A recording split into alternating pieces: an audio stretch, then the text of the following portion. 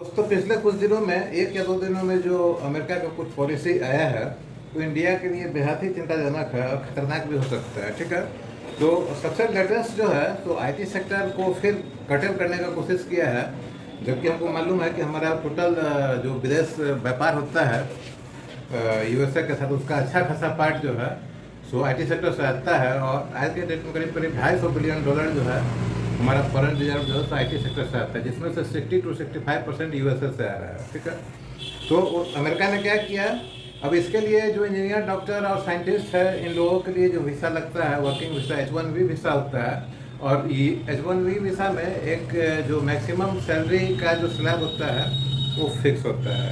America की तरफ से फिक्स किया जाता है कि H1B वीज़ा की तरफ से जो आएगा लेकर उसको अमेरिकन कंपनी इतना सैलरी देगी, इससे अधिक नहीं देगी। पॉलिसी है। अभी ये नियम लगा दिया कि जो भी अमेरिकन कंपनी H1B वीज़ा डालकर जो इंजीनियर्स को या किसी को भी जिसको भी एप्लीकेबल होता है उसको लाना है तो $1 lakh per annum American government को उस कंपनी को देना पड़ेगा। तो ये कहानी हो गया। अब $10,000 से $20,000 में हमारा इंजीनियर वहाँ काम करता है, शायद डॉक्टर का भी ये सैलरी होगा, तो मोटा मोटी $10,000 से हम बात करते हैं तो $1,20,000 अगर अर्निंग है इंजीनियर का और $1 लाख वो कंपनी भी जमा करेगी तो टोटल मिला के $2 लाख करीब हो जाता है। इस कंडीशन में भी अमेरिकन इंजीनियर वहाँ महंगा पड़ेगा, क्योंकि अमेरिकन इंजीनियर कम से कम $50,000 से $60,000 पर मिलेगा वहाँ। ठीक है, $50,000-$60,000 कहाँ $10,000, $10,000 में $10,000 और जोड़ दीजिए $20,000, फिर भी हमारा सस्ता पड़ेगा। एक तो ये है कि वो अमेरिका रोक नहीं सकता हमारा इंजीनियर डॉक्टर को वहाँ जाने से, लेकिन प्रश्न ये उठता है कि हमारा इंजीनियर वहाँ जाएगा क्यों, हमारा डॉक्टर वहाँ जाएगा क्यों, हमारा साइंटिस्ट वहाँ जाएगा क्यों। हमारा जो पॉपुलेशन है हिंदुस्तान में करीब करीब 8 अरब में से 1.5 अरब यहीं पर है। ठीक है, करीब करीब 2% पॉपुलेशन दुनिया का यही है, यही हम सर्व नहीं कर पाते हैं। R&D में बहुत सारा चीज़ नहीं है, तो एक ये चीज़ हो गया, ये कटल करने की कोशिश कर रहा है। तो एक तो वो उपाय, एक तो रोक नहीं पाएगा लग रहा है जो पैसा से मैंने जोड़ के बताया। दूसरा है कि अगर फिर भी कुछ सोचना है तो इसमें इंडियन कंपनी जो इंडियन काउंटर जैसे TCS, इन्फोसिस है, विप्रो है, सब वहाँ और भी है, बहुत सारा कंपनी काम करती है, अमेरिका से कॉन्ट्रैक्ट में उसको काम मिलता है। तो इंडिया में ही करवाए, टाइम जोन का खाली डिफरेंस है, इंडिया में करवाए, उनको बोल दे कि भाई यूएसए हम जाएंगे नहीं। इन्फोसिस अगर यूएसए में अपना कंपनी खोलती है, इंडिया से इंजीनियर उठा के जाती है, $1 लाख जमा करना पड़ेगा। ठीक है, तो फायदा क्या होगा, आप इंडिया में ही कराइए, सभी तो सॉफ्टवेयर जो है तो नेट से ही चलना है। अब अमेरिका नेट ही बंद कर दे तो कोई बात ही नहीं है। तीसरा उपाय क्या हो सकता है कि भाई उस लाइन को छोड़ के, अमेरिकन एलाइड लाइन को छोड़ के और कंट्री के साथ टाई अप करे। लेकिन और कंट्री के साथ टाई अप करने में दिक्कत क्या आता है कि एक तो लैंग्वेज का प्रॉब्लम है, दूसरा कि उतना लोगों के पास काम है कि नहीं है ये भी देखना है। अमेरिका के पास हमेशा काम रहता है क्योंकि मेजर सॉफ्टवेयर उसका है, तो इसमें अधिक हानि नहीं पहुंचा सकता है इंडिया को। लेकिन गवर्नमेंट ऑफ इंडिया को ये करना चाहिए कि जिस समय आप पासपोर्ट लेते हैं उस समय कुछ रूल्स रेगुलेशन लगाएं कि एक समय में था स्टैंपिंग करते थे पासपोर्ट पर, valid for all countries except Israel. ठीक है, ये ढंग से कई सारा कंट्री अभी कर रहा है, अभी भी है कि अगर किसी स्पेसिफिक कंट्री में जाना है आपको तो स्पेसिफिक परमिशन लेना पड़ेगा। पासपोर्ट में लिख देखिए, अगर अमेरिका के लिए पासपोर्ट यूज होता है ये, तो इसके लिए स्पेसिफिक अलग से एक परमिशन लेना पड़ेगा। उस परमिशन के थ्रू कौन सा ब्रेन जा रहा है, इंजीनियर डॉक्टर साइंटिस्ट, है ना, इंडिया देखे और कोशिश करे कि जो कंपनी लेकर जा रहा है उसको बोले कि यहीं पर आपको बिजनेस करना है इंडिया। इसके अलावा बहुत सारा अमेरिकन कंपनी भी होगी, अब गूगल वगैरह तो हैं, लेकिन और भी फॉरेन का कंपनी होगा जो कि इंडिया में करता होगा सॉफ्टवेयर, उससे बात करेंगे भाई हमारा इंजीनियर को 90% हमारा इंजीनियर रखिए, हमारा इंजीनियर को बाहर लेके जाना करना है। हम IT सेक्टर या डॉक्टर इंजीनियर को बाहर बहुत डिमांड है, जब बाहर जाने लगता है वहाँ से अपॉइंटमेंट लेटर मिलता है तो हम लोग रोक भी नहीं पाता है, क्योंकि वहाँ से उसको मिलता है डॉलर। ठीक है, ये समस्या है, तो डॉलर मिलता है तो हमारा डॉलर बढ़ता है, तो एक ये है। और दूसरा जो एक समस्या आ रहा है, ये अलग समस्या है कि हम लोगों ने ईरान के साथ जो चाबहार बंदरगाह है उसको डेवलप कर रहा है। ठीक है, उसको डेवलप करने से क्या होता है कि हमारा सामान जो है शिप से ईरान जाएगा, ईरान से सरफेस से रेलवे से जाकर वो सामान अफगानिस्तान को क्रॉस करके और यूरोप के साउथ में पहुंचेगा। वहाँ किसी एरिया में शिप से, किसी एरिया में ट्रेन से मूव करेगा, वहाँ से रसिया भी मूव करेगा। ठीक है, तो एयरपोर्ट चाबहार में है। तो एक ये ट्रांजिट रूट था ट्रेड का हमारा है। दूसरा जस्ट उसके पूरब में जो पाकिस्तान है, पाकिस्तान में चाबहार से सटा ही हुआ है ग्वादर पोर्ट है। ये ग्वादर पोर्ट में चाइना अपना बेस बना रहा है, अमेरिका पाकिस्तान चाइना को दिया है, ठीक है। तो चाबहार पोर्ट से हम लोग चाइना को भी काउंटर कर सकते थे।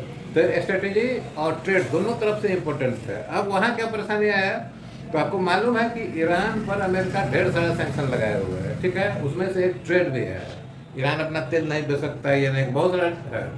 लेकिन उसमें इंडिया को वेवअप किया था, ठीक है। वेवअप किया था बोले तो इंडिया को ये बोला था कि ठीक है, अगर इंडियन गवर्नमेंट, इंडिया अगर वो चाबहार पोर्ट को यूज करके वहाँ से बिजनेस करती है तो उसके बिजनेस के ऊपर, लैंड ईरान का है, तो वो था कि उसके इंडिया के बिजनेस के ऊपर किसी भी तरह का ईरानियन सैंक्शन का इफेक्ट नहीं पड़ेगा, ठीक है। ये था मतलब ईरान जो सैंक्शन के अंदर में जो काम नहीं कर पा रहा है, ट्रेड नहीं कर पा रहा है, वो सब चीज़ इंडिया के साथ लागू नहीं होगा, जबकि ज़मीन और पोर्ट जो है सो दोनों इंडिया का है, ठीक है। अब ये जो सुविधा यूएसए दिए हुए था उसको हटा दिया।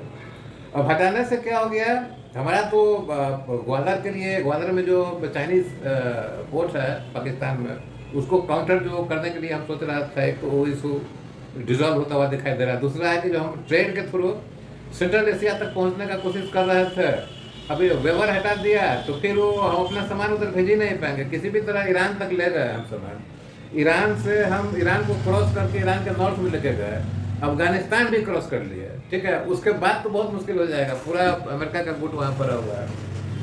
लेकिन इस पर कम इफेक्ट पड़ेगा क्योंकि उस साइड में जो भी कंट्री के साथ हम व्यापार कर रहे हैं, ईरान है, अफगानिस्तान है, और जो रशियन एलाइड कंट्री है, जिस कंट्री के ऊपर रशिया का प्रभाव, उसके साथ हम लोग ट्रेड कर रहे हैं, तो अधिक इफेक्ट नहीं पड़ेगा। लेकिन कुछ कंट्री ऐसा भी जो कि अमेरिका के साथ अलाइंड है, वो उसको अगर अमेरिका मना कर देगा या बोल दिया कि भाई ईरान का ये वे ऑफ कर दिया गया है जो सैंक्शन के लिए सुविधा था उसको, तो जैसे जर्मनी है, फ्रांस है, इंग्लैंड है, ये सब जो जैसे अभी ये सब कंट्री नहीं खरीदेगा इंडिया से सामान, बोला है कि भाई सैंक्शन वाला सामान है। अभी कुछ दिन पहले यूके से फ्री ट्रेड एग्रीमेंट हुआ। फ्री ट्रेड एग्रीमेंट मतलब जिस गुड्स का ट्रेड होने वाला है, बिजनेस होने वाला है दोनों देशों के बीच, उस पर 0-0 नहीं के बराबर टैक्सेस होगा, ठीक है। इंग्लैंड के साथ हुआ, यूनाइटेड किंगडम के साथ। अभी ये हाल फिलहाल बात चल रहा था यूरोपियन यूनियन की तरफ से फ्री ट्रेड एग्रीमेंट का। अब ये एक समस्या हो जाएगा कि हम उसको सामान लेकर जा नहीं सकते हैं, तो ये बड़ा गंभीर समस्या है। कहीं ना कहीं इफेक्ट पड़ेगा, H1B वीज़ा वाला भी, और ये भी इफेक्ट पड़ने वाला है। तो गवर्नमेंट इसको कैसे देखती है और कैसे टैकल करती है, बहुत बड़ा समस्या है, ठीक है। तो अपना देश और अपना जनता को छोड़कर जो दूसरे का सेवा कीजिएगा तो यही होगा। फिर भी यह है कि अब इंटरनेशनल परचेज करने के लिए, विदेशी सामान खरीदने के लिए वो डॉलर का जरूरत पड़ता है। व्यापार नहीं करेंगे तो डॉलर कहाँ से आएगा। लेकिन बहुत सारा इंस्ट्रूमेंट होगा, ऐसा नहीं होगा कि नहीं होगा। लेकिन अमेरिका तो बहुत ताकतवर है, अमेरिका के साथ लड़ना बहुत मुश्किल है। अमेरिका के साथ कोई नहीं लड़ सकता है रसिया को छोड़कर, और नॉर्थ कोरिया भी नहीं लड़ सकता है। लेकिन चाइना और रसिया का हाथ है उस पर, तो अमेरिका से आमने सामने का टक्कर चाइना और रसिया का ही हो सकता है। हम लोग अभी उस कंडीशन में नहीं है कि लड़ सके, तो दिक्कत है। चाइना को भी परेशान करने का कोशिश किया गया था, लेकिन चाइना का गवर्नमेंट वन साइडेड गवर्नमेंट रहा है, मतलब शुरू से ही एक टाइप का गवर्नमेंट चाइना कर रहा है। तो चाइना का जो भी पॉलिसी स्टार्टिंग से ही जो है, तो उस पॉलिसी को स्ट्रॉन्ग किया, आगे इतिहास के साथ और स्ट्रॉन्ग करते चला गया। उसका अपोज करने के लिए कोई नहीं था, इसलिए उस पॉलिसी में कभी ढिलाई नहीं हुआ है। तो जो अपना डेवलपमेंट उसको करना चाहिए, उसमें बहुत ज़्यादा डेवलपमेंट होने के बाद जो है सामान वो बेचना शुरू किया। अब सामान बेचने वाली बात है, मिनरल बेचने वाली बात है, तो चाइना को इसमें महारत है, जो रेयर अर्थ मिनरल का प्रोसेसिंग है, चाहे और भी चीज़ है। तो वहाँ से तो अमेरिका पीछे हट गया, लेकिन इंडिया फंस गया, क्योंकि इंडिया में अपना मैन्युफैक्चरिंग नहीं है, प्रोसेसिंग नहीं है। हम अपना 80 करोड़ आबादी को फ्री में खाना खिलाते हैं, वो आबादी बनाती कुछ नहीं है, लेकिन हमारा खाना, हमारा गवर्नमेंट क्या करेगा। पॉलिसी ऐसा है, कांग्रेस हो, बीजेपी हो, कि वो कुछ भी स्टार्ट अगर फ्री का हो गया तो रोकना मुश्किल है, नरेगा का हो चाहे फ्री राशन का हो। तो आगे देखिए क्या होता है। लेकिन अभी ये दोनों इशू जो है, चाबहार पोर्ट का और H1B वीज़ा और $1 लाख जमा करने का, ये तो थोड़ा सा दिक्कत है। तो उसमें देखना है कि क्या होता है, क्या डेवलपमेंट होता है इंडिया का। तो बने रहिए और सावधान रहना चाहिए, ठीक है।